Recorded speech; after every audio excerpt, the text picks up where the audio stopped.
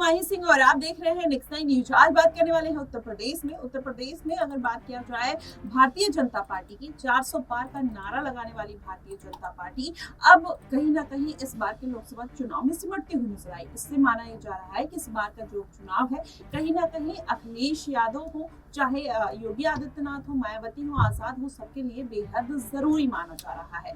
क्योंकि अगर देखा जाए मिल्कीपुर सीट पर चंद्रशेखर आजाद रावण जिस तरीके से बातें बोलते हुए नजर आए थे, अपना ताल ठोकने की कोशिश कर रहे थे, वहां की जनता को ये बता रहे थे कि वोट देना आपका हक है और सरकार को आपकी मांगे पूरी करने का कहीं ना कहीं एक दायित्व है। आप उसको हक से मांगे, भीख की तरह नहीं मांगे। इस तरीके की बातें कहीं ना कहीं चंद्रशेखर आजाद जनता से करते हुए नजर आए थे। उसके बाद ये माना जा रहा था कि चंद्रशेखर आजाद कटहरी सीट हो या फिर मिल्कीपुर सीट हो, उस पर कब्जा अपना कर सकते हैं। वहीं अगर बात करें अखिलेश यादव की, अखिलेश यादव ने अवधेश प्रसाद के बेटे अजीत प्रसाद को मैदान में उतारा है, क्योंकि उन्होंने लोकसभा चुनाव में जिस तरीके से अयोध्या सीट पर अवधेश प्रसाद को जीत मिली थी, अखिलेश यादव वही समीकरण बनाते हुए चल रहे हैं। उनको लग रहा है कि इस बार भी अवधेश प्रसाद के बेटे जीत जरूर दर्ज करेंगे। देखना दिलचस्प होगा कि आखिरकार अयोध्या का समीकरण फिर से मिल्कीपुर में दोहराया जाता है या भारतीय जनता पार्टी इस बार अपना परचम लहराती हुई नजर आएगी।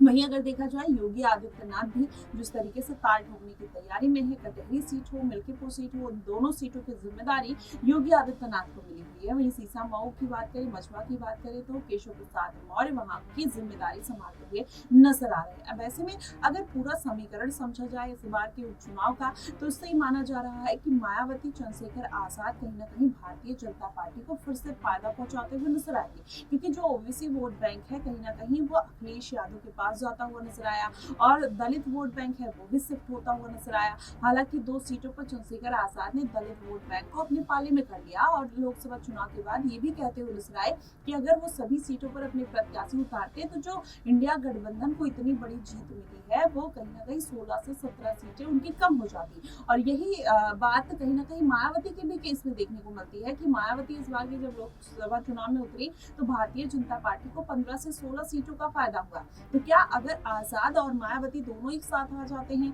तो क्या भारतीय जनता पार्टी को इस बार दुगना फायदा मिलने वाला है और अखिलेश यादव को भारी नुकसान होने की संभावना है?